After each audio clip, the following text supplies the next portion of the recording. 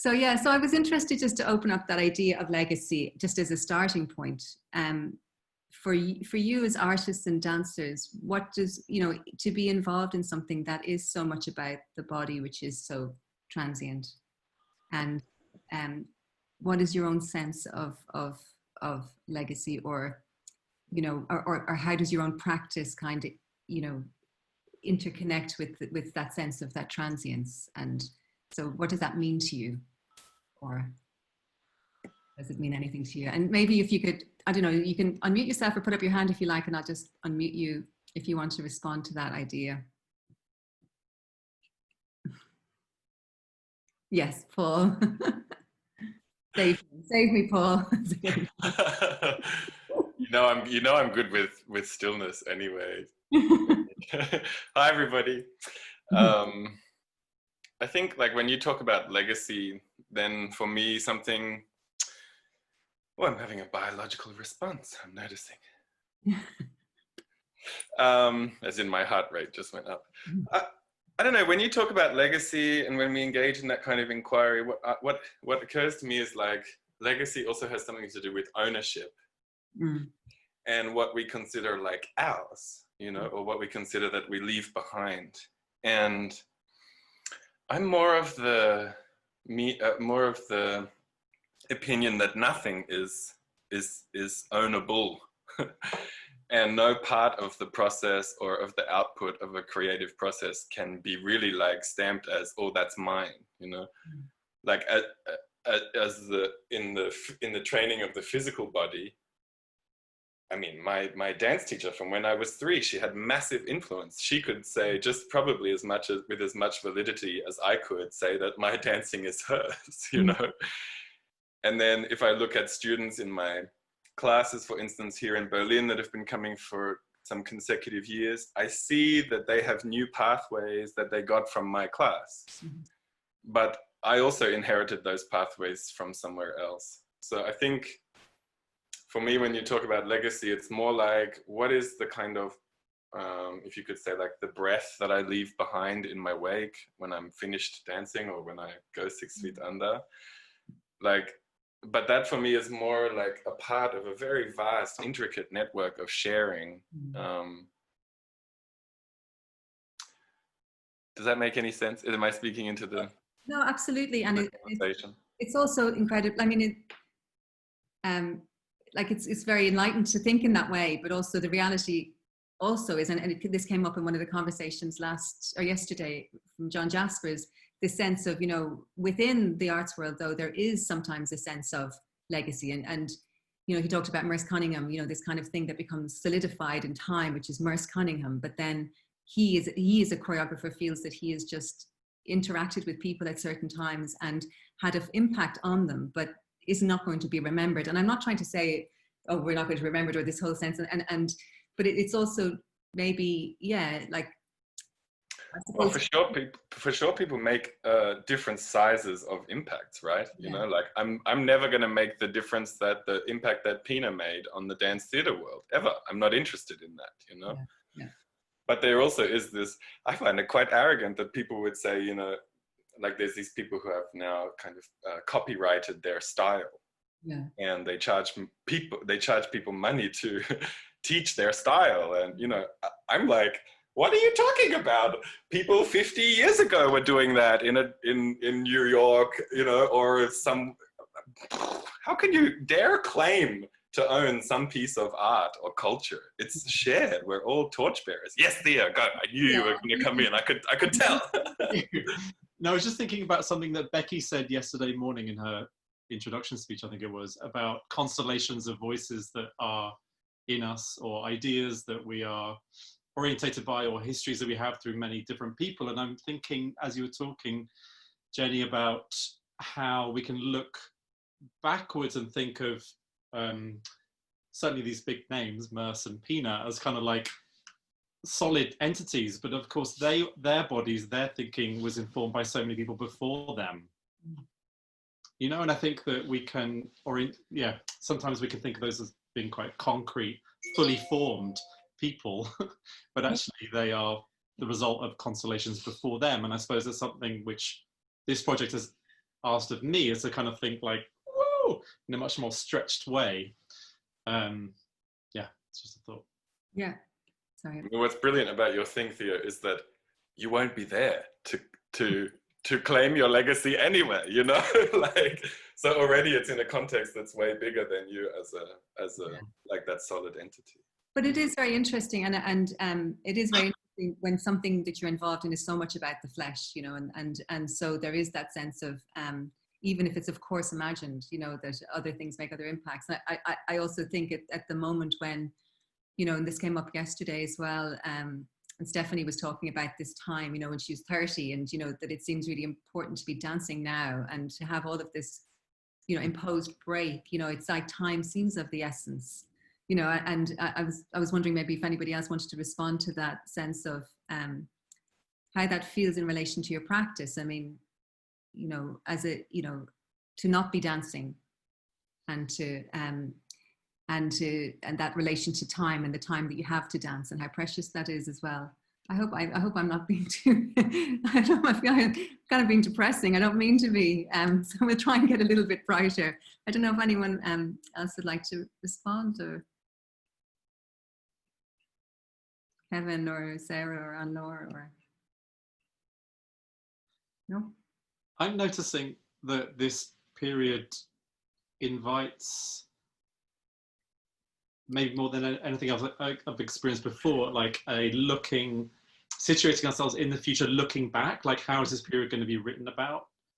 What are we going to remember of this period? And it's kind of weird to be living real time, but observing it from the future looking backwards. I don't know if that's the case for anyone else, but it's been very kind of present for me. I don't know what that means, but I feel like a bit like, again, Becky was saying about zooming out, like zooming into the future, looking back at this present moment is also a reality somehow.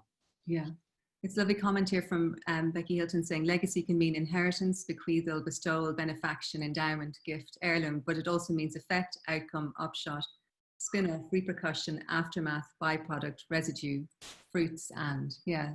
So this whole kind of network of possibilities of how we interact and interconnect in what we do. So Jasmine wanted to respond there as well. Yeah, no, I was just thinking about this idea of time and age. I think also there were a lot of things happening in everybody who was coming with proposals of different age and different times. And I think that for us, the proposal to create a movement response for this symposium, in this moment, it was really important, is kind of, it put us back into movement.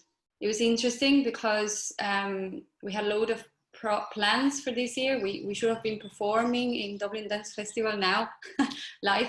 And somehow when all of that stops, then your brain kicks on into this resolving, trying to resolve, like it's like an acceleration of resolving.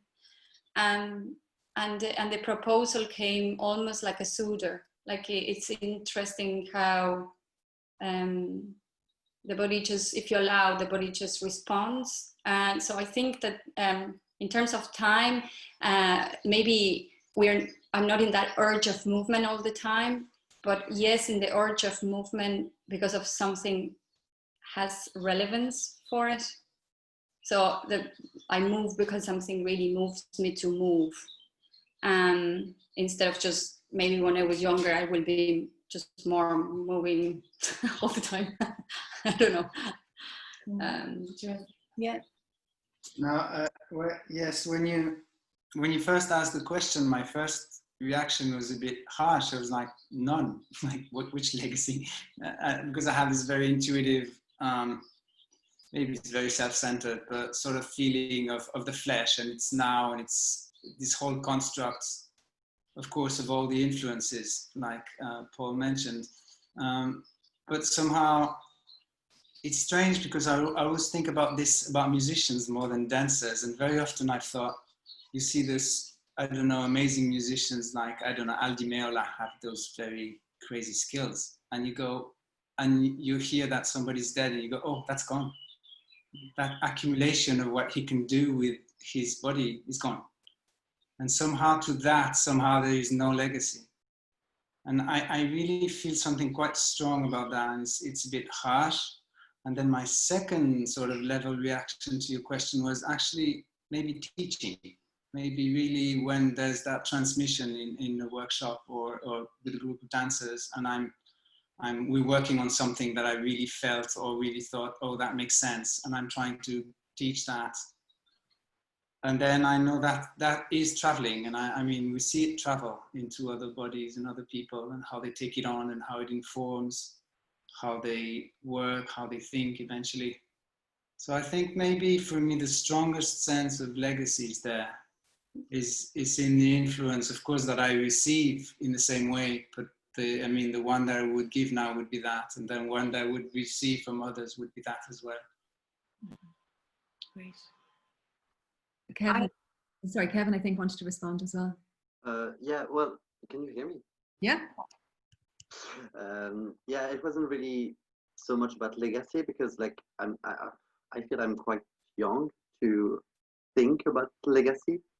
So, but about I would like to react about the fact that the question, staying at home and not dancing, I'm feeling quite bipolar about it because I can totally see the good side and the bad side of it.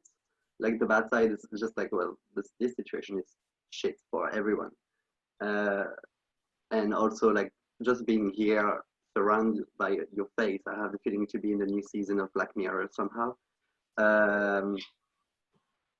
But like the good side was also to kind of like take a moment for my body to rest.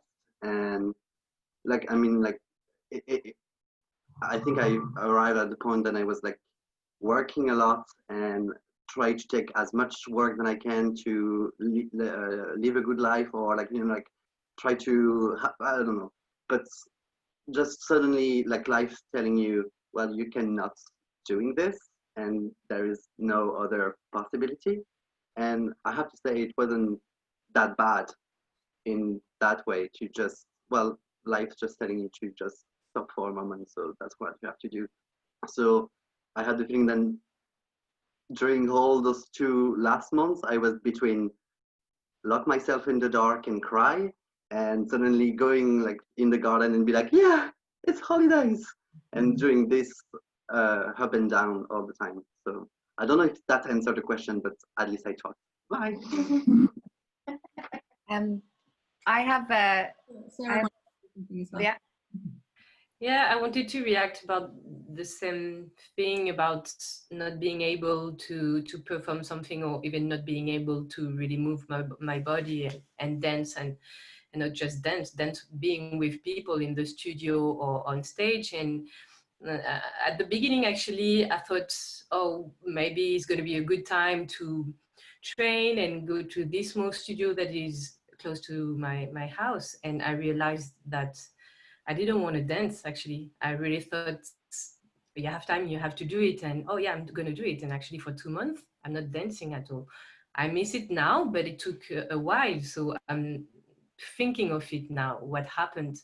And on the other side, I realized that I had a lot of ideas and images and that kind of like feed me. So I could think in terms of maybe creation, or maybe I think that it was a good time to digest thing too, because a little bit like you said, it's like that type of job or creative job, you always like trying to think of stuff and create stuff, and I think, yeah, it was good to have to stop and just being there and let your body rest and feel and fit by another way, actually.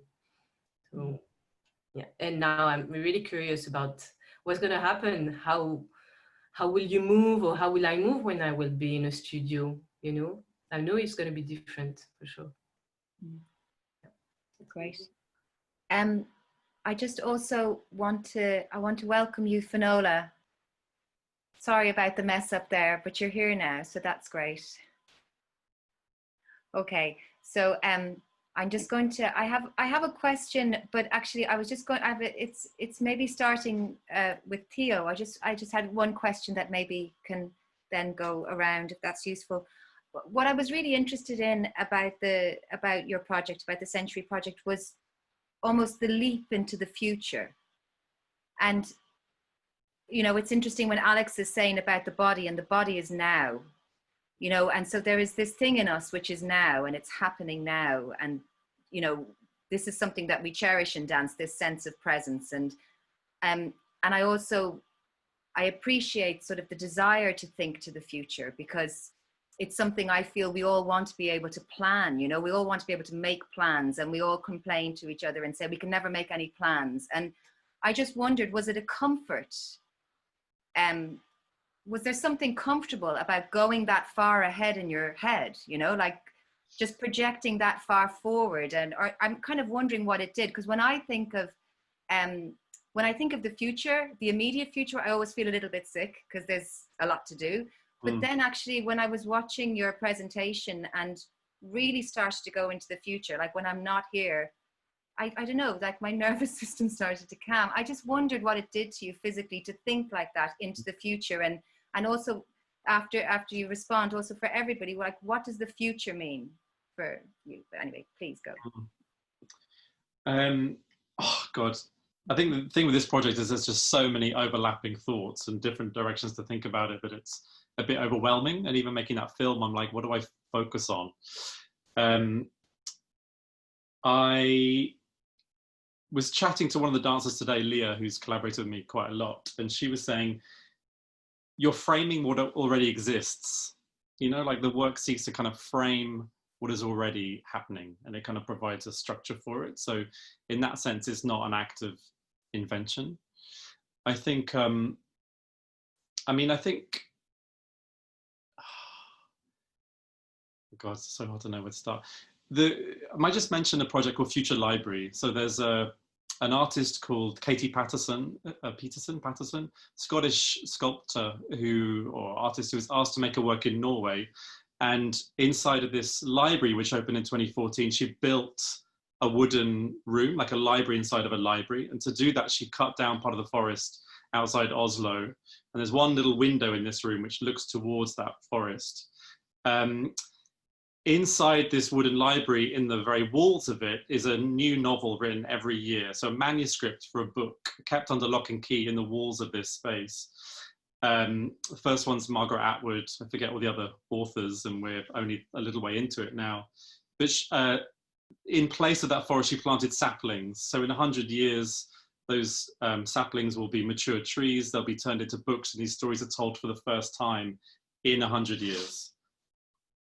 So they're kind of, preserved under lock and key. They can't be read until that point for another generation. And I think that something about hearing about that project just enabled me to consider empathizing with future generations, people who are not even born yet. So rather than within our lifespan or people geographically, to think about people who are not even born yet and what kind of world are we creating for them. And I think, it feels important to kind of like name that as a work which really instigated this piece, which was like, well, what is the dance version of that? And I initially was thinking about a kind of more a time capsule type thing, which was like, let's make something, preserve it, not let it be seen, hide it, or put it through, I don't know, only in educational institutions or something until it can be performed publicly in 100 years. And then start to kind of do away with some of these things which were essentially quite egotistical gestures. It's a little bit kind of like, how can I evaporate myself from this and make a space for other people and other dances, and to enable lots of different experiences of people who witness the work and take part in it to be happening within the umbrella of the project. I think ideas of the future are as terrifying as they are somehow. The comfort feels like it's in kind of knowing that you're one part of a chain of something already, a bit like I was saying about existing choreographic voices or dances that I've done that have been passed to me or through choreographers who are also part of a constellation of other dancers and makers that they were part of and connected to. I find that a real comfort somehow.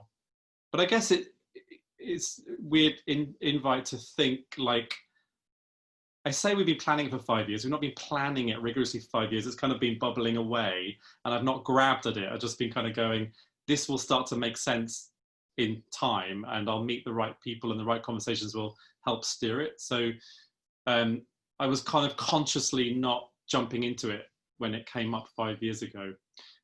So I think already that was asking for a different kind of thinking, like a brewing of the work. And then, of course, this lockdown, I mean, actually started to kind of, I try not to use the word sabbatical because I think that has kind of particular connotations, but I took a break from December. So this lockdown came halfway through a kind of 6-month break that I was taking because I was just getting too jumping at things or getting too busy to not really give time and attention that work's required, particularly this one. So, and then now with the last 3 months, it's, yeah, just weirdly timed because it was already wanting a kind of a brewing. I don't know.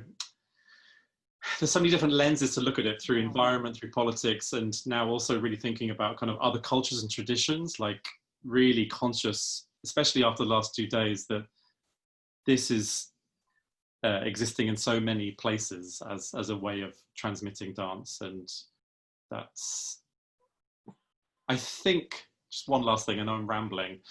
I think there's something about kind of Western dance culture which doesn't maybe, when other maybe more indigenous cultures have traditions which invite them to consider their lineage and therefore think about the future in these kind of ways already, like a worldview which invites that already. We're quite immediate in this kind of cycle of like, what's the next thing next year?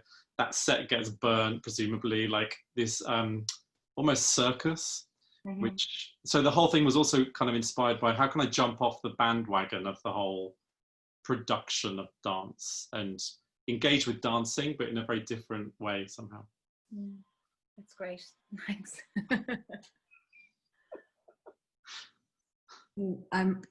I suppose what has come up then is, sorry, Jasmine, did you want to say something?